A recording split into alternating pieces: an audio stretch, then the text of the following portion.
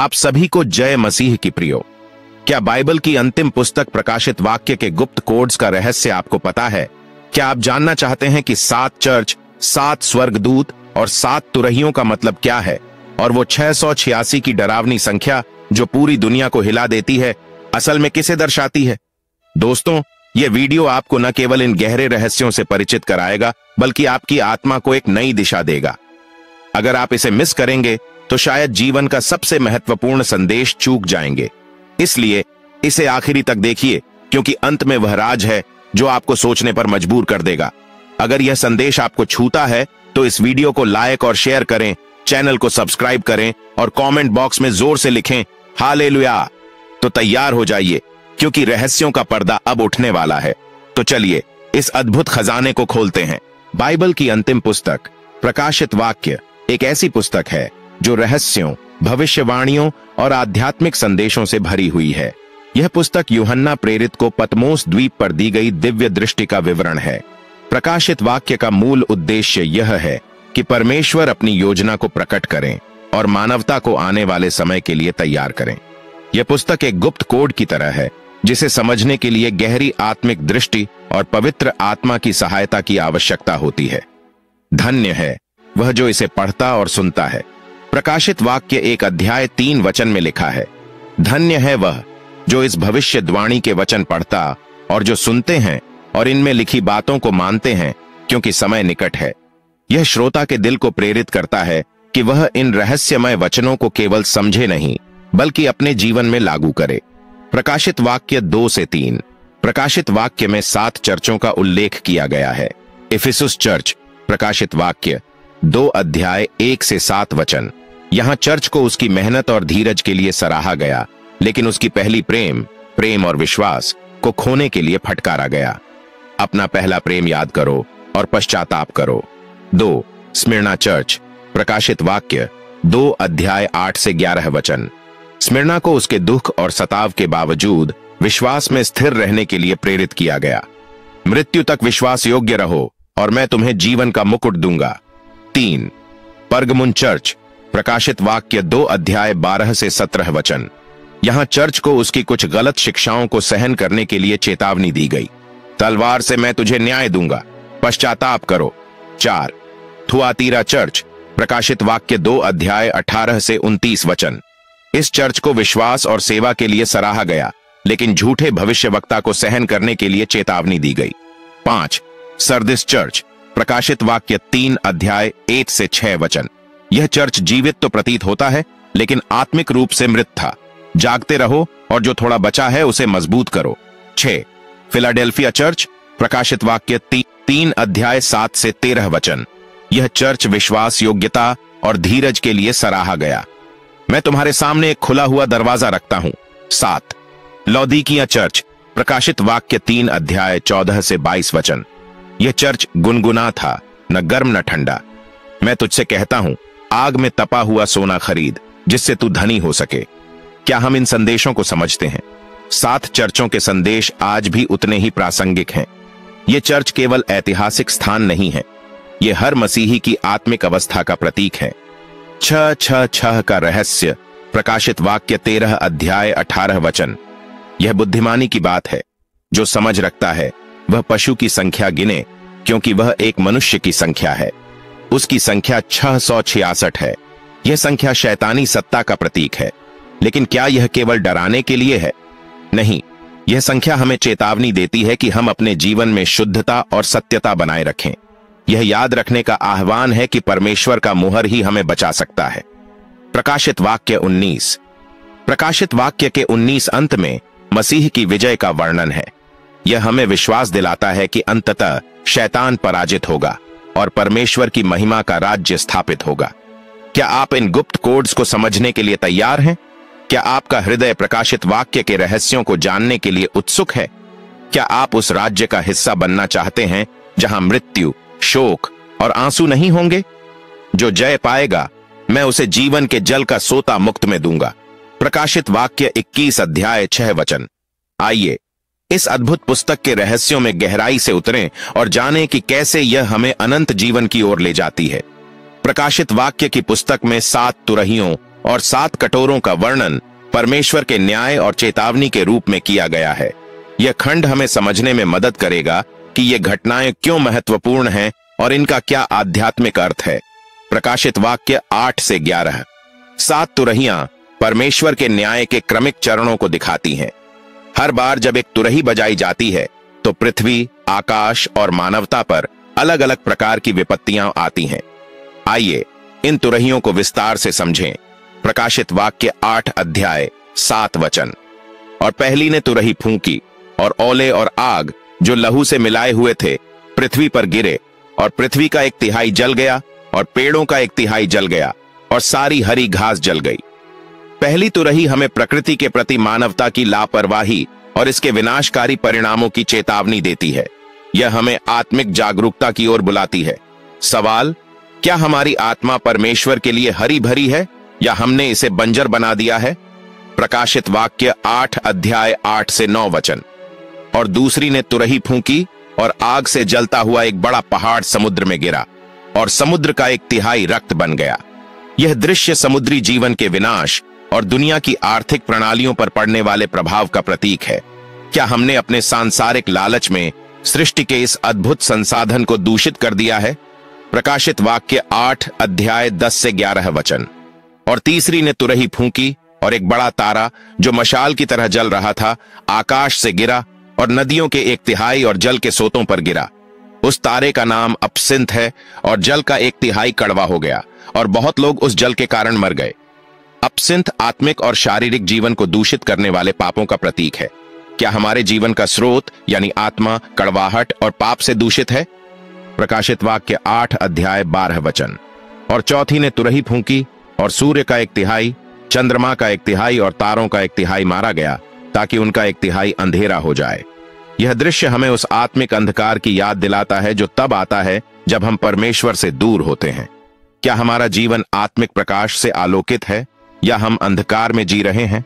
प्रकाशित वाक्य 9 अध्याय 1 से 12 वचन। और धुएं से टिड्डियां पृथ्वी पर निकलीं और उन्हें पृथ्वी के बिच्छुओं की तरह शक्ति दी गई। ये टिड्डियां बुराई और आत्मिक संघर्ष का प्रतीक हैं। यह हमें शैतानी प्रलोभनों से सावधान रहने की चेतावनी देती है। प्रकाशित वाक्य 9 अध्याय 13 से 21 वचन। और उन्होंने लोगों के 1/3 को मार डाला। यह दृश्य युद्ध, विनाश और शैतानी सेनाओं की गतिविधियों का वर्णन करता है। प्रकाशित वाक्य 11 अध्याय 15 वचन। 7वें स्वर्गदूत ने तुरही फूंकी और स्वर्ग में बड़े शब्द हुए कि संसार का राज्य हमारे प्रभु और उसके मसीह का हो गया। यह तुरही न्याय और विजय की घोषणा करती है। यह हमें याद दिलाती है कि अंततः परमेश्वर की योजना पूरी होगी। प्रकाशित वाक्य 16। जब 7 कटोरे उंडेले जाते हैं तो परमेश्वर का क्रोध पूरी ताकत के साथ प्रकट होता है। यह न्याय का अंतिम चरण है। पहला कटोरा, घाव और फोड़े। प्रकाशित वाक्य 16 अध्याय 2 वचन। और जो लोग पशु की छाप लिए हुए थे और उसकी मूरत की पूजा करते थे उन पर बुरे और दुखदायक फोड़े पड़ गए। यह कटोरा उन लोगों पर न्याय लाता है जिन्होंने शैतानी सत्ता को स्वीकार किया। दूसरा कटोरा, समुद्र का विनाश। प्रकाशित वाक्य 16 अध्याय 3 वचन। समुद्र का सारा जल रक्त के समान हो गया और उसमें का हर जीवित प्राणी मर गया। यह परमेश्वर के न्याय का प्रतीक है। तीसरा कटोरा, नदियों और झरनों का रक्त। प्रकाशित वाक्य 16 अध्याय 4 से 7 वचन। तू धर्मी है क्योंकि तूने ऐसा न्याय किया। परमेश्वर के न्याय की धार्मिकता को दर्शाता है। चौथा कटोरा, सूर्य की जलन। प्रकाशित वाक्य 16 अध्याय 8 से 9 वचन। लोगों को बड़ी तपन से जलाया गया। यह मानवता की जिद्दी पापपूर्ण प्रवृत्ति को दिखाता है। पांचवां कटोरा, अंधकार और दर्द। प्रकाशित वाक्य 16 अध्याय 10 से राज्य अंधकार से भर गया। यह न्याय शैतानी सत्ता के केंद्र पर आता है। छठा कटोरा, महान युद्ध की तैयारी। प्रकाशित वाक्य 16 अध्याय 12 से 16 वचन। वे उन्हें उस महान दिन के युद्ध के लिए इकट्ठा करते हैं। यह कटोरा अंतिम युद्ध अर्थात हरमगिदोन की तैयारी करता है। सातवां कटोरा, महान भूकंप और विनाश। प्रकाशित वाक्य 16 अध्याय 17 से 21 वचन। फिर स्वर्ग से यह शब्द हुआ, हो गया, और एक बड़ा भूकंप हुआ। यह परमेश्वर के न्याय का अंतिम चरण है। ये तुरहियां और कटोरे हमें चेतावनी देते हैं कि परमेश्वर न्याय करने वाला है। तुरहियों के समय मानवता को पश्चाताप करने का मौका मिलता है। अंततः परमेश्वर का राज्य स्थापित होता है। क्या हमने अपने जीवन को प्रकाशित वाक्य की इन चेतावनियों के अनुसार जांचा है? क्या हम परमेश्वर के न्याय के लिए तैयार हैं? जो जय पाएगा मैं उसे जीवन की पुस्तक में लिखूंगा। प्रकाशित वाक्य 3 अध्याय 5 वचन। आइए इन रहस्यों में और गहराई से उतरें। हम हरमगिदोन और अंतिम युद्ध का गूढ़ अर्थ समझेंगे। प्रकाशित वाक्य में हरमगिदोन का उल्लेख एक निर्णायक और महान युद्ध के रूप में किया गया है। यह केवल एक भौतिक युद्ध नहीं है, बल्कि आत्मिक शक्तियों के बीच संघर्ष का प्रतीक है। प्रकाशित वाक्य 16 अध्याय 16 वचन। और उन्होंने उन्हें उस स्थान पर इकट्ठा किया जो इब्रानी में हरमगिदोन कहलाता है। हरमगिदोन का अर्थ है मेगिदो का पहाड़। यह बाइबल में युद्ध का प्रतीक है। यह स्थान आत्मिक और भौतिक दोनों स्तरों पर अच्छाई और बुराई के बीच अंतिम संघर्ष का प्रतिनिधित्व करता है। हरमगिदोन में होने वाला युद्ध परमेश्वर और शैतान के बीच है। यह मानवता के अंतिम निर्णय का समय है। प्रकाशित वाक्य 13 अध्याय 1 से 4 वचन। और मैंने समुद्र से एक पशु को निकलते हुए देखा। उसे बड़ा अधिकार और शक्ति दी गई। शैतान, पशु और झूठा भविष्यवक्ता अपनी ताकतों को इकट्ठा करते हैं। यह सत्ता और प्रलोभन के माध्यम से मानवता को परमेश्वर से दूर ले जाने की कोशिश करता है। प्रकाशित वाक्य 16 अध्याय 13 से 14 वचन। और मैंने उस अजगर और पशु और झूठे भविष्यद्वक्ता के मुंह से 3 अशुद्ध आत्माओं को निकलते हुए देखा। झूठे चमत्कार और प्रलोभन के माध्यम से लोगों को धोखा दिया जाता है। यह समय आत्मिक जागरूकता का है, क्योंकि जो झूठ को पहचानते हैं वे बचाए जाएंगे। प्रकाशित वाक्य 16 अध्याय 14 वचन। वे सारे राजाओं को परमेश्वर के महान दिन के युद्ध के लिए इकट्ठा करते हैं। यह दृश्य दिखाता है कि कैसे शैतानी शक्तियां पृथ्वी के राजाओं को हरमगिदोन में इकट्ठा करती हैं। प्रकाशित वाक्य 19 अध्याय 11 से 16 वचन। फिर मैंने स्वर्ग को खुला हुआ देखा, और देखो एक श्वेत घोड़ा, और उसका सवार विश्वास योग्य और सच्चा कहलाता है। यीशु एक योद्धा राजा के रूप में आते हैं, जिनका वस्त्र खून में रंगा है और उनके मुख से 2धारी तलवार निकलती है। यह दृश्य हमें याद दिलाता है कि यीशु की शक्ति और न्याय सर्वोच्च हैं। प्रकाशित वाक्य 19 अध्याय 19 से 21 वचन। और पशु और पृथ्वी के राजा अपने सैनिकों के साथ उस घुड़सवार के खिलाफ युद्ध करने के लिए इकट्ठे हुए, लेकिन पशु पकड़ा गया और उसके साथ झूठा भविष्यवक्ता भी। हरमगिदोन का युद्ध बुराई की ताकतों के लिए विनाशकारी सिद्ध होता है। प्रकाशित वाक्य 20 अध्याय 1 से 3 वचन। और उसने अजगर को, अर्थात प्राचीन सर्प को, जो शैतान और शैतान है, पकड़ लिया और उसे 1000 वर्षों के लिए बांध दिया। यह दृश्य शैतान की सीमित शक्ति को दिखाता है। हरमगिदोन परमेश्वर की शक्ति और न्याय का प्रतीक है। यह दिखाता है कि बुराई कितनी भी ताकतवर क्यों न हो, अंततः परमेश्वर की विजय होती है। यह युद्ध हमें यह समझने के लिए प्रेरित करता है कि हमें आत्मिक युद्ध के लिए तैयार रहना चाहिए। इस कारण परमेश्वर के सारे हथियार बांध लो कि तुम शैतान की युक्तियों के सामने खड़े रह सको। इफिसियों 6 अध्याय 11 वचन। हरमगिदोन केवल विनाश का संदेश नहीं देता, यह हमें चेतावनी देता है कि हमें अपनी आत्मा को पवित्र और परमेश्वर के प्रति समर्पित रखना चाहिए। प्रभु अपनी प्रतिज्ञा में देर नहीं करता, परंतु वह तुम्हारे लिए धैर्य रखता है, क्योंकि वह नहीं चाहता कि कोई नाश हो। 2 पतरस 3 अध्याय 9 वचन। परमेश्वर हर किसी को पश्चाताप का मौका देता है। हमारा संघर्ष मनुष्यों के खिलाफ नहीं, बल्कि आध्यात्मिक शक्तियों के खिलाफ है। इफिसियों 6 अध्याय 12 वचन। हरमगिदोन का आत्मिक युद्ध हर विश्वास योग्य व्यक्ति के जीवन का हिस्सा है। सत्य मार्ग और जीवन मैं ही हूं, कोई मेरे द्वारा बिना पिता के पास नहीं पहुंच सकता। यूहन्ना 14 अध्याय 6 वचन। यीशु के माध्यम से हमें विजय का आश्वासन मिलता है। तुम भी तैयार रहो, क्योंकि जिस समय की तुम कल्पना नहीं करते उस समय मनुष्य का पुत्र आ जाएगा। लूका 12 अध्याय 40 वचन। जो अंत तक धीरज धरे रहेगा वही उद्धार पाएगा। मत्ती 24 अध्याय 13 वचन। मैंने ये बातें इसलिए कही हैं कि तुम मुझ में शांति पाओ। यूहन्ना 16 अध्याय 33 वचन। हरमगिदोन केवल युद्ध का प्रतीक नहीं है, यह अच्छाई और बुराई के बीच परम संघर्ष की कहानी है। परमेश्वर ने हमें इस चेतावनी और आश्वासन के साथ बुलाया है कि यदि हम विश्वास योग्य बने रहते हैं तो हमारी आत्मा विजयी होगी। हम नए स्वर्ग और नई पृथ्वी का वादा पर चर्चा करेंगे। बाइबल के अंतिम अध्यायों में प्रकाशित वाक्य एक अनोखी और उत्साहवर्धक झलक प्रदान करता है, नए स्वर्ग और नई पृथ्वी की। यह न केवल अंतिम विजय का वादा है, बल्कि यह परमेश्वर के साथ अनंतकाल तक हमारे रिश्ते का पूर्ण रूप से प्रकट होना है। हम गहराई से समझेंगे कि यह वादा कितना महत्वपूर्ण है और यह हमारे विश्वास और आशा को कैसे प्रेरित करता है। प्रकाशित वाक्य 21 अध्याय 1 से 2 वचन। फिर मैंने एक नया आकाश और एक नई पृथ्वी को देखा, क्योंकि पहला आकाश और पहली पृथ्वी जाती रही थी और समुद्र भी न रहा। और मैंने पवित्र नगर नए यरूशलेम को परमेश्वर के पास से स्वर्ग से उतरते देखा। पुराने स्वर्ग और पृथ्वी जो पाप और मृत्यु से दूषित थे समाप्त हो जाते हैं। यह परमेश्वर की रचना का नवीनीकरण है, जिसमें कोई दोष, पीड़ा या मृत्यु नहीं होगी। समुद्र का न रहना अराजकता और बुराई के अंत का प्रतीक है। यह वह पवित्र नगर है जहां परमेश्वर और उनके लोग अनंत काल तक एक साथ रहेंगे।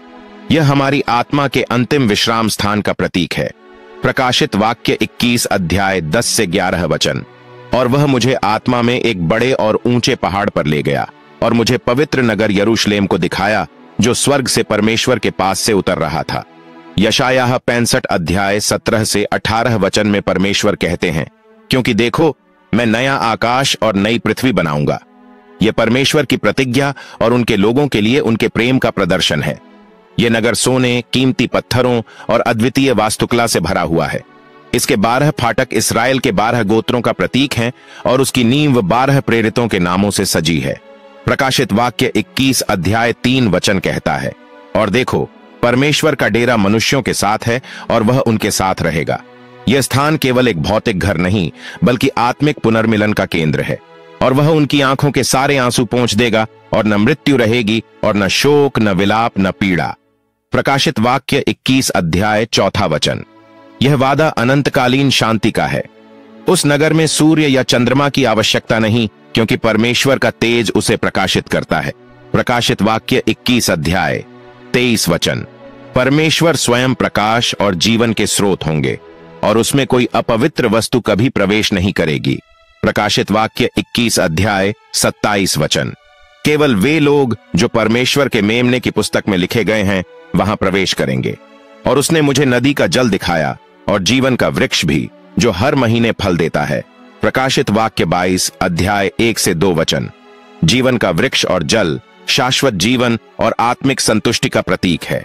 नया स्वर्ग और नई पृथ्वी यह दिखाते हैं कि परमेश्वर का वचन कभी असफल नहीं होता, क्योंकि जैसा नया आकाश और नई पृथ्वी जो मैं बनाता हूं मेरे सम्मुख स्थिर रहते हैं, वैसे ही तुम्हारे वंश और तुम्हारा नाम भी स्थिर रहेगा। यशायाह 64 अध्याय 22 वचन। यह वादा हमें प्रेरित करता है कि हम अपने जीवन को पवित्र और परमेश्वर के लिए समर्पित करें। तुम्हारा मन स्वर्गीय वस्तुओं पर लगा रहे।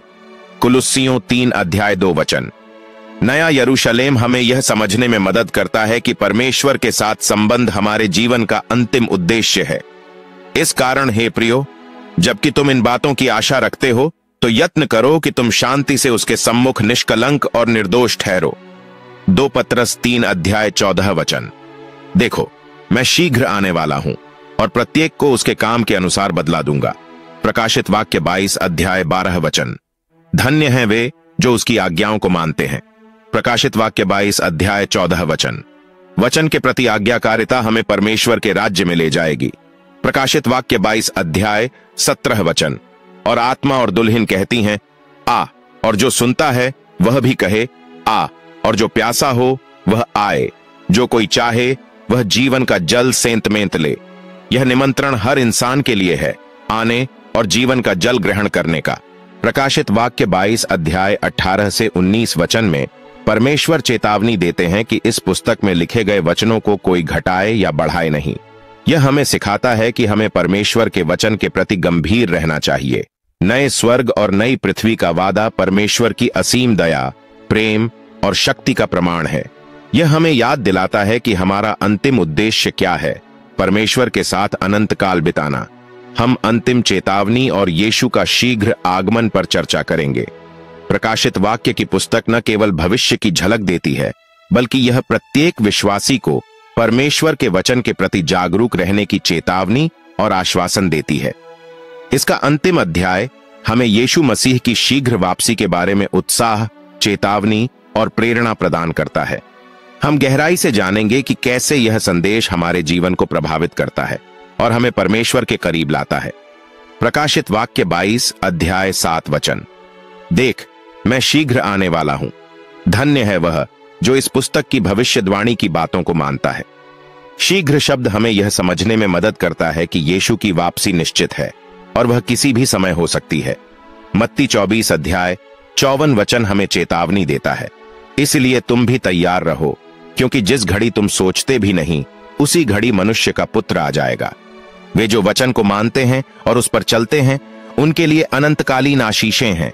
यह वचन हमें आत्मिक रूप से सतर्क और तैयार रहने का निर्देश देता है। प्रकाशित वाक्य 22 अध्याय 10 वचन। और उसने मुझसे कहा, इस पुस्तक की भविष्यवाणी की बातों को बंद न कर, क्योंकि समय निकट है।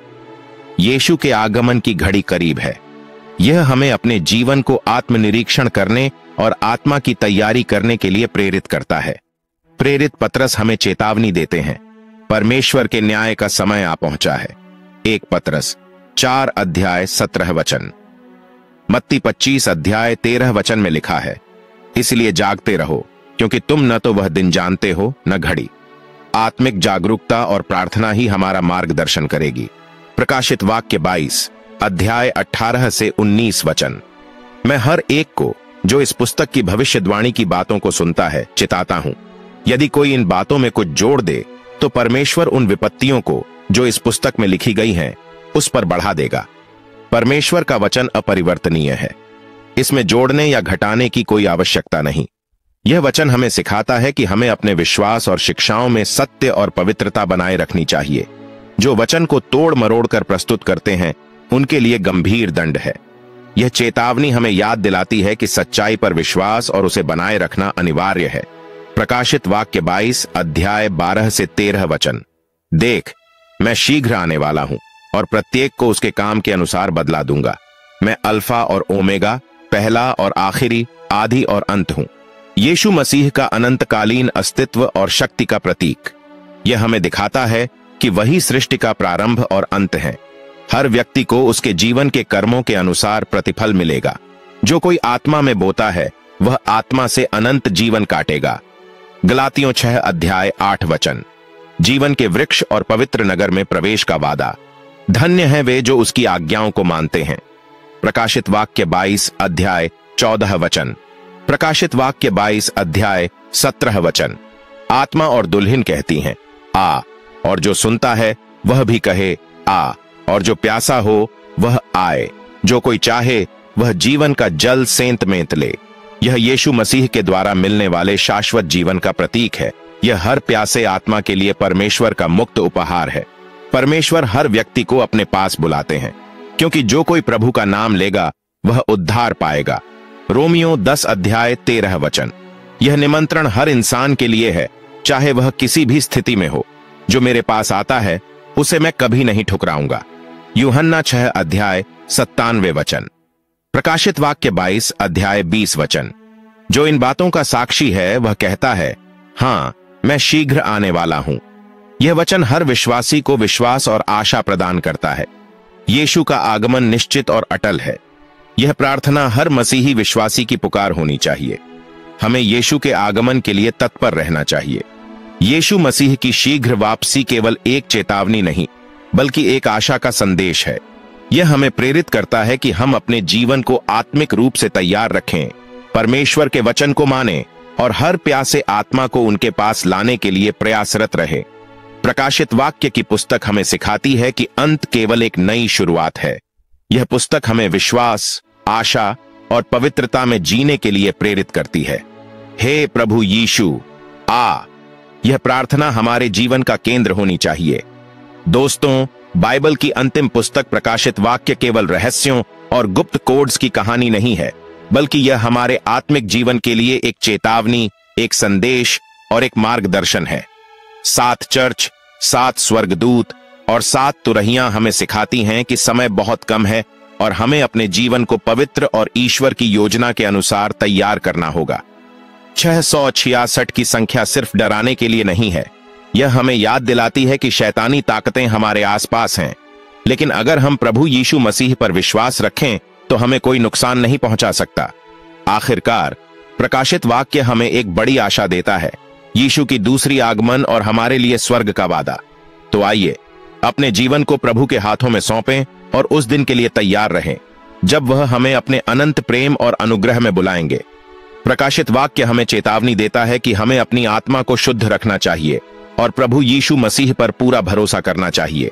7 चर्च, 7 स्वर्गदूत और 7 तुरहियां हमें हमारे आत्मिक जीवन को बेहतर बनाने का संदेश देती है। 686 की संख्या से डरने की जरूरत नहीं है, बल्कि हमें अपने विश्वास को मजबूत बनाकर शैतानी ताकतों का सामना करना है। प्रकाशित वाक्य यह याद दिलाता है कि अंत में विजय सिर्फ ईश्वर की होगी और हमें उनके वचन पर चलना है। तो दोस्तों, अगर यह संदेश आपके दिल को छू गया है तो कमेंट बॉक्स में जोर से लिखें हालेलुया। अगले वीडियो में फिर मिलेंगे एक और अद्भुत विषय के साथ। प्रभु आपको आशीर्वाद दें।